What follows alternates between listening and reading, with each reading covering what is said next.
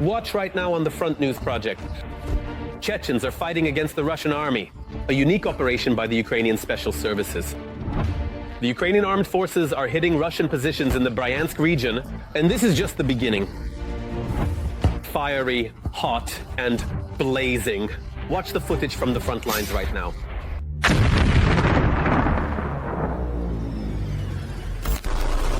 The fourth year of full-scale war, the war that Vladimir Putin and his pack have unleashed on Ukrainian soil.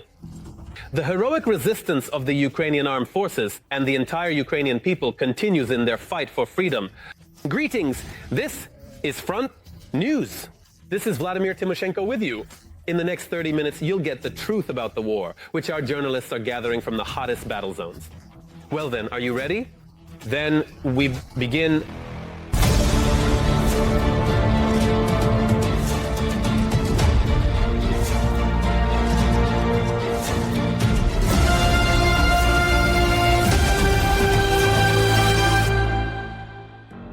And we start right away with exclusive material.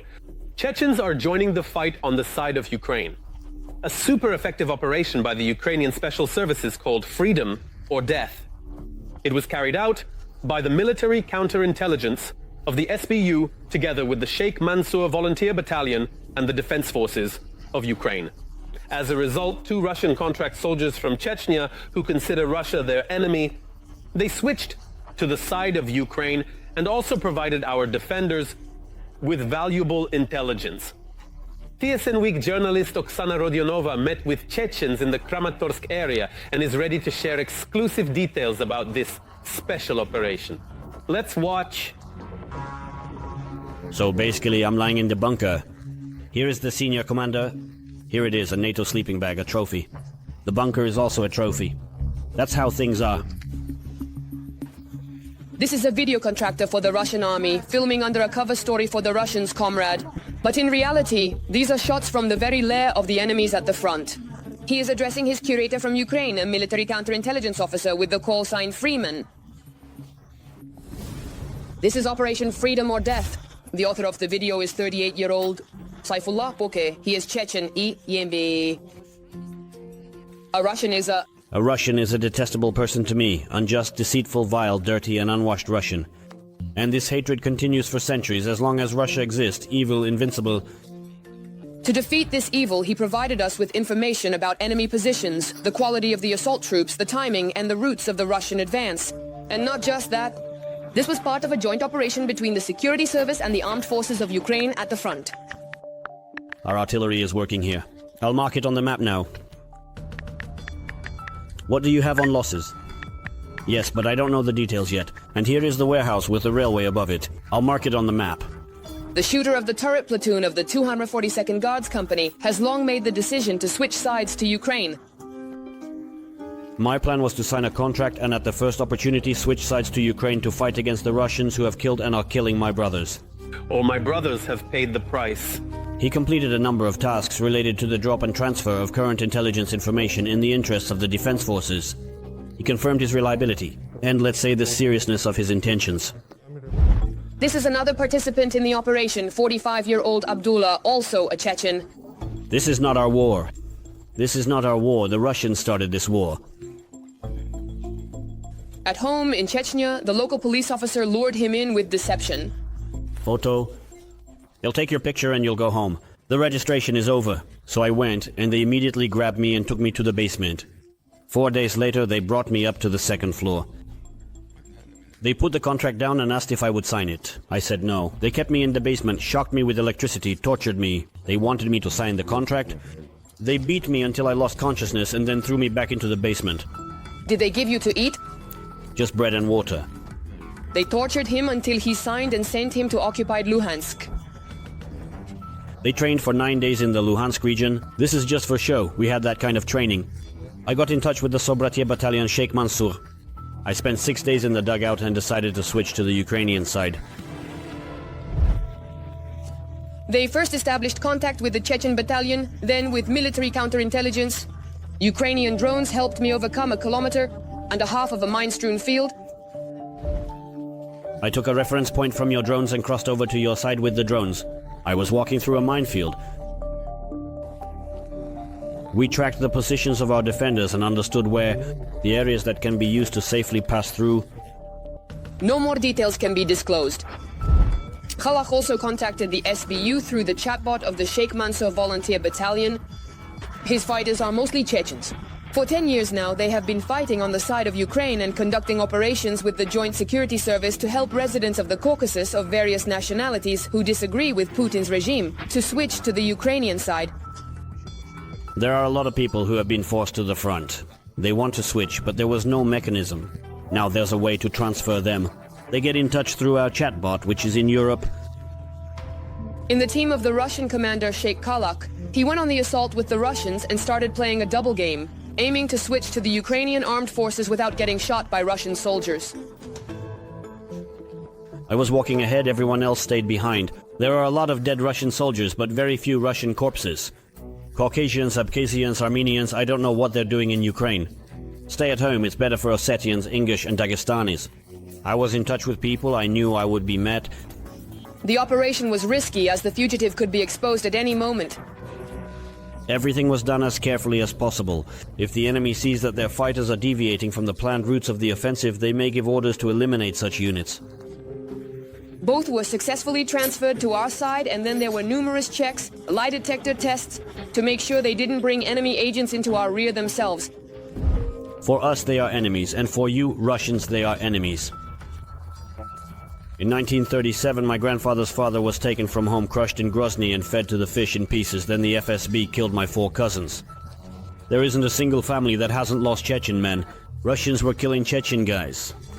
Weakening the moral and psychological spirit of the enemy is one of the goals of such operations, but it's far from the only one. To show all nationalities that are being drawn into the military formations of the Russian Federation that they have the opportunity to reach out to certain Telegram bots, we can help them safely move to our territory and we can guarantee the safety of their relatives. The algorithm for the Russian military is as follows. To write the chatbot for the Sheikh Mansour Battalion, to pass the check, complete the task of the SBU counterintelligence, and safely move to the territory controlled by Ukraine, essentially under the protection of the Chechen battalion. I was hoping for a march. In Chechnya, it's freedom or death. The guys who come understand that their chances of survival there are minimal. Now they will rest for a while, stay in the battalion, and then we will give them a choice, because in Chechnya there is no choice. If they want, they will stay in the unit and we will fight together. If they want to lead a free, peaceful life, that's fine. These two expressed a desire to serve in the battalion. How many representatives of enslaved peoples have already come to our side secretly? We were just hinted at this unit. We'll have to seriously increase it. And now unique footage. The Ukrainian armed forces are attacking in Bryansk. Ukrainian aviation struck FSB positions in the Bryansk region. Believe me, the enemy had to... Oh, it's not easy. And also exclusive video of the destruction of enemy tanks, the expensive Malva self-propelled artillery, armored vehicles, and of course enemy infantry on the Kupiansk front. Moreover, it was very hot this week, even in the territory of terrorist Russia.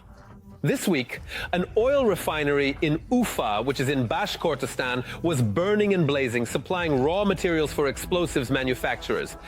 The Russian Ministry of Defense is vehemently insisting that there were no strikes. Well, let's say there weren't any, but then where did such a hellish fire come from? Take a look at our story. There will be exclusive details. The aviation of the armed forces of Ukraine destroyed FSB positions in the settlement of Belaya Beryozka in the Bryansk region. As a result of the precise strike, important military infrastructure of the enemy was destroyed, which was used for coordinating combat operations. This significantly reduced the enemy's ability to direct forces and resources in the region. The Ukrainian Defense Forces also destroyed a storage facility for thermobaric munitions belonging to the Russian invaders in the temporarily occupied territory of the Donetsk region near Selidovo. The occupiers said goodbye to the latest self-propelled artillery. In the USSR, the latest self-propelled artillery system 2S-43 Malva was destroyed, as stated by the Russian Ministry of Defense. The first serial samples of the Malva were delivered to the Russian armed forces in October 2023, and they were first recorded on the front in early June 2024. Also, on the Kupiansk front, FPV drone operators delivered a devastating blow to enemy targets, destroying Russian armored vehicles, tanks, communication equipment, and the occupiers themselves. But it's not just the occupiers on the front lines who are under attack. On the night of March 3rd, strike drones attacked the Ufa oil refinery in Russia, which is located more than 1,500 kilometers from the border with Ukraine.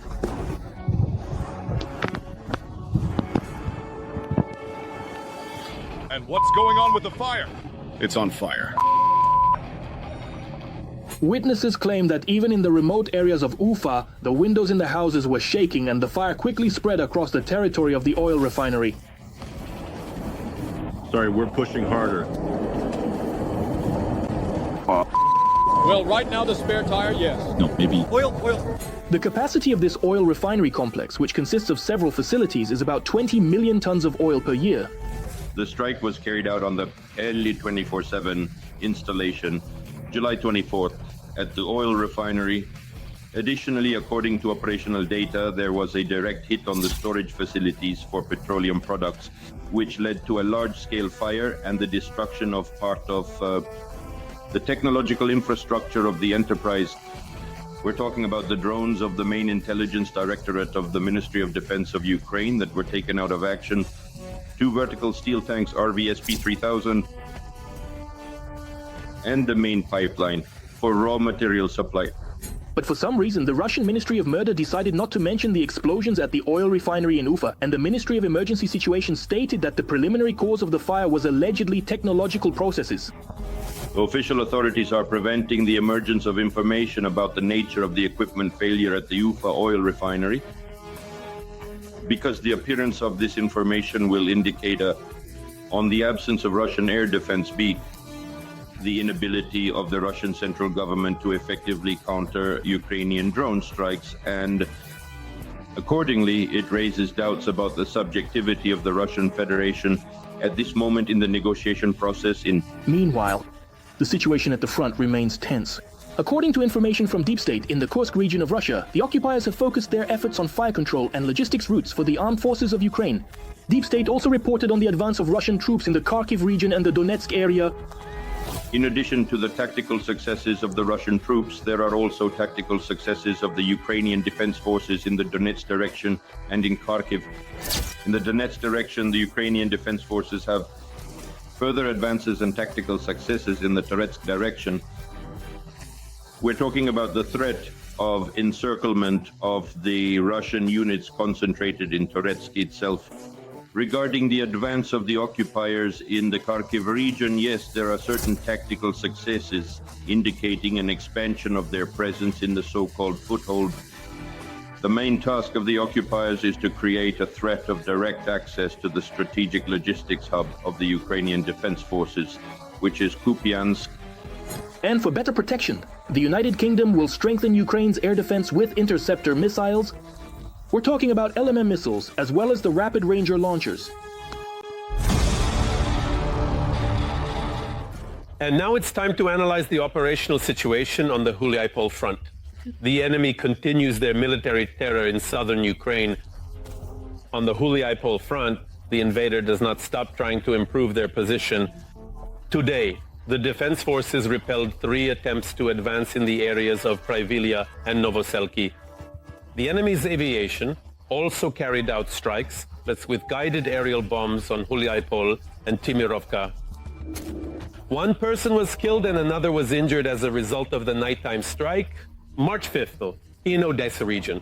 For several days, the enemy has been launching massive attacks on the city and the entire Odessa region using strike drones. They are targeting energy infrastructure because over the past 2 weeks they have destroyed 4 substations. As a result of the combat operations, debris fell on residential buildings. As a result, the settlement was affected last night in the suburbs of Odessa. At the site of the impacts was the correspondent from SN, Sergei Sachuk. Let's watch his report from the scene.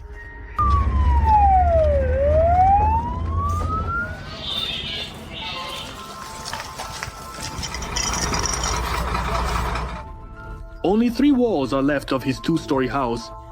The summer kitchen burned down to the ground.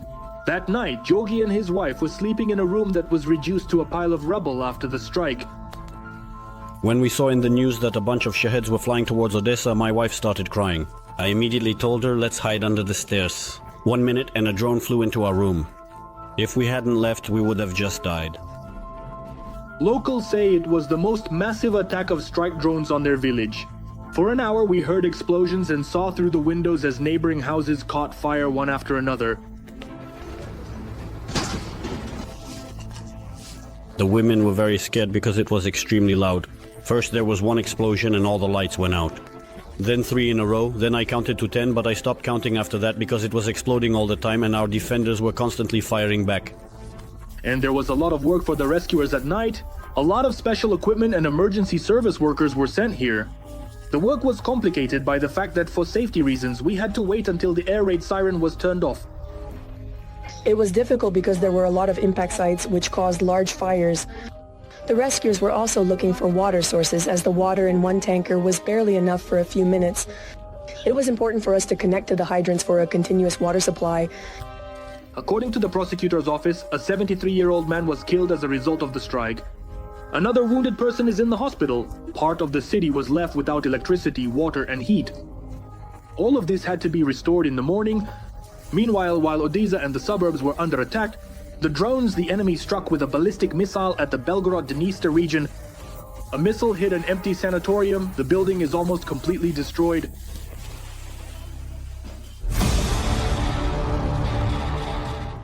But now let's move to the Kramatorsk front. Yes, this is yet another sacred goal for Putin, Unak, and his pack. Accordingly, the situation here is tense to the limit. In the Kramatorsk direction, Ukrainian defenders repelled 5 attempts by the occupiers to advance in the area of Chasiv Yar. At the same time, 3 combat encounters have already concluded. The enemy also carried out an airstrike on Kramatorsk town itself. In February 2025, just recently, Ukrainian defenders destroyed the largest number of Russian armored vehicles ever. At first, there was a full-scale invasion with manpower, of course. And what's important here, Ukrainian weapons are performing very well on the front. This was confirmed by journalist SN, Weeks by Alexander Zagorodny.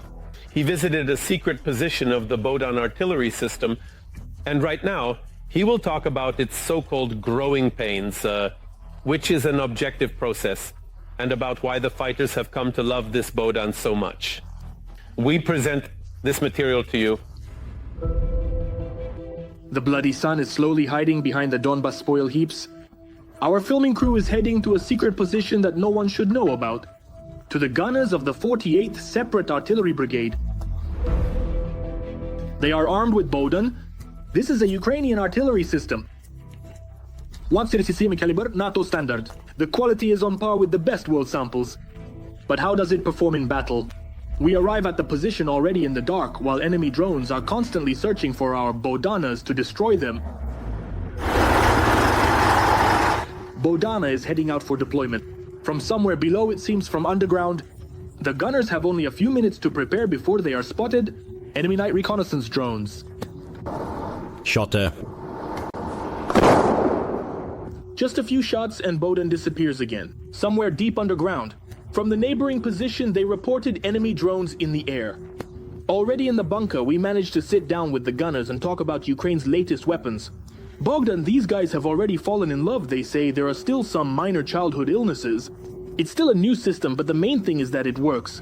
The crew especially appreciates the armored cabin, which can withstand direct hits from powerful enemy missiles.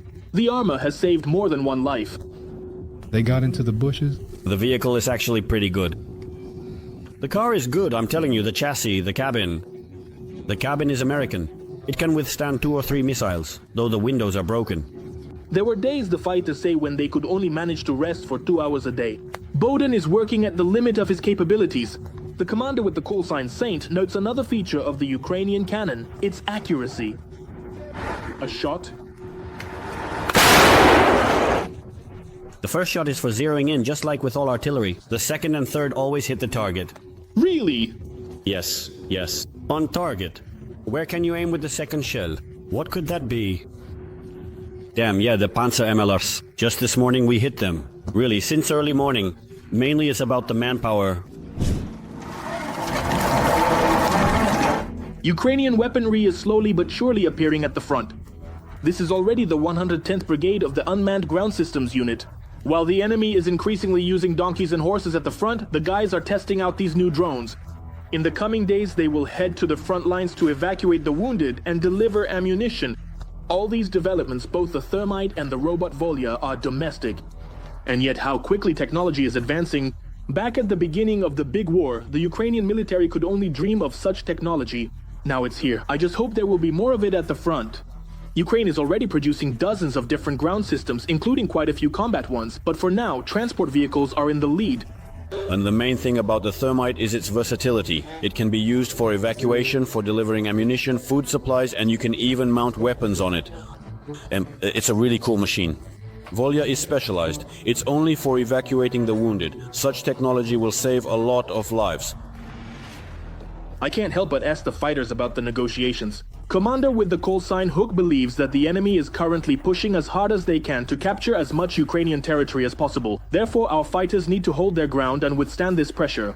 The more, let's say, trump cards you have up your sleeve, the easier it will be later to discuss whether they will leave that area or not. And right now, we're all in anticipation of these unclear negotiations. It's exactly the hardest time, which will determine what will be on the negotiating table, what the conditions will be. Hold out, we need to endure. Well, basically, that's what we're doing. Yes, it's a bit more complicated now.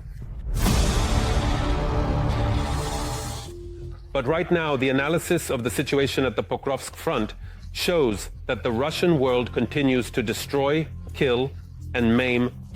Since the beginning of the day, the occupiers have made 12 attempts in the Pokrovsk direction to push our defenders who are positioned in the areas of the settlements of Luch, Nadivka, and Andreevka.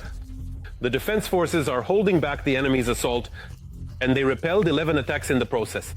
One combat encounter is still ongoing.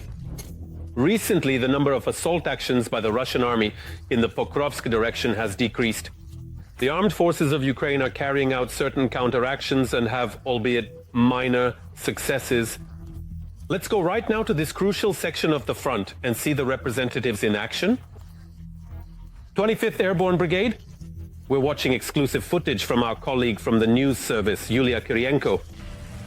A Ukrainian drone operated by a pilot from the 25th Airborne Brigade is searching for enemy positions in the thicket near Lisovka.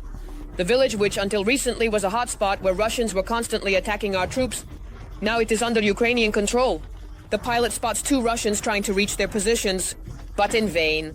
The occupiers are dying among the remnants of the trees. It was in this Pokrovsk direction that Ukrainian warriors managed to defeat a significant grouping of Russians, effectively wiping out several enemy brigades and capturing not only regular infantry, but also Russian stormtroopers. We pinned down and smoked out everyone who was supposed to storm us. Everyone is coming to us to surrender. First, our troops attacked the occupiers' headquarters in Seledovo, completely destroying it with a precise strike. A hideout with enemy officers. Then they took control of the main logistics routes from this currently occupied city, so much so that it has become completely impossible for the Russians to either leave or enter Seledov. The Russians themselves wrote about this in their social media. There are no forces left. We don't know what else to do. The sky is completely in favor of the Ukrainians. It's impossible to move more than 3 kilometers away from Selidov. They are burning everything. By the end of February, the Ukrainian defense forces began to gradually improve their tactical position. Southwest and north of Pokrovsk, particularly in the area of the village of Kotlin, which the Russians occupied a little earlier. Wow, how beautiful! Kotlin was held by more than 100 Russians. That was the information from our intelligence before the assault. There, the enemy was accumulating and trying to advance further in that direction, Pokrovsk, in order to bypass the city and cut off the main road to Dnipro for our forces. Then the settlement where people still live would have had every chance of being surrounded. But the assault troops of the 25th changed the occupiers' plans. We drove in with the equipment because it was a sudden option. To drive in right away, unload by ourselves. First of all, this is unexpected for the enemy. One group started earlier, while the second group, which was securing the area, was moving in to clear it out. The battle for Kotlin lasted more than 1 day. First, the strike drones took apart the enemy's positions. Next, the artillery got involved, targeting the most fortified hideouts of the Russians. Next, our armored groups on BMP-2s and infantry went on the assault. The first step is to stabilize the situation. The second step is to inflict maximum damage on the enemy in the settlement of Kotlin. To destroy as much as possible. The third is to cut off all approaches to the settlement. And the fourth is to occupy the settlement. We went in. Contact, contact, contact, contact, prisoner, contact, prisoner. Clearing Kotlin of the enemy allowed our forces to pull the front line back from the Dnipro-Petrovsk highway, the main logistics route in this section of the front, and to push the front a bit further away from the city itself. We don't let them get close at all. Everything is being destroyed at the approaches. But this assault, unfortunately, did not make the enemy stop completely. If they retreated a bit, then the neighboring sandy areas not far from Pokrovsk began to actively attack. And somehow our troops pushed back from the southern part of this equally key village in the Pokrovsk direction.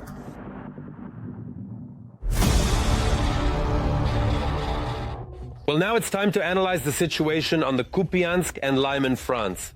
The enemy is getting more ferocious. Here, in the Kupiansk direction, the aggressors carried out 2 assault actions near Grizovo. We faced resistance in the process.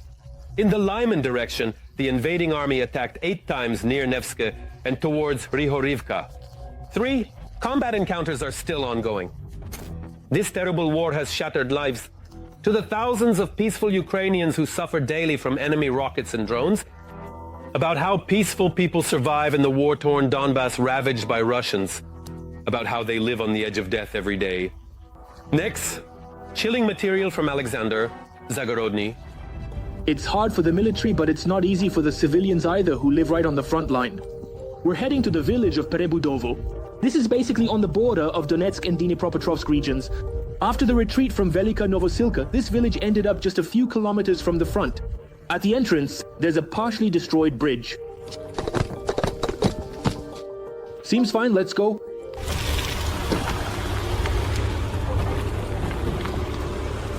Walking through the empty streets between the ruined houses is terrifying. It seems we've left. Everything's been abandoned, the homes, the belongings that were acquired over a lifetime. Is anyone alive? We're moving to the neighboring village, Bolshoye Kamari. This is how another Ukrainian village dies. This is how another Ukrainian village dies. This is Kamar. Fantastic places, rivers, a pond, a beautiful church, but the front line is just 10 kilometers away from here. Almost everyone who could leave has left. There are people with disabilities, pensioners, and elderly folks left behind. Those who have no one to go with and nowhere to go are the ones who stayed. The shops in the village are no longer open. There's no electricity, the post office is closed, but bread is still being delivered. It's being distributed by Elena Pastushenko, a refugee who was allowed to stay in an empty house. Hi, although it's good. They can give it... Hello? Pensioner Alexander is filling a whole bag with bread from the UN to feed his entire street. Vaz, well, take it. You'll have to with your husband. Let's go. They've been shelling for 3 days in a row. They've been shelling for 3 days in a row. You say it's quieter today? Yes, it's quieter. How many people did you get the bread for? For 4 people. Once a week, water is brought to Kamar. The local water supply isn't working. The wells have been flooded, and the water in them is sometimes hard and salty.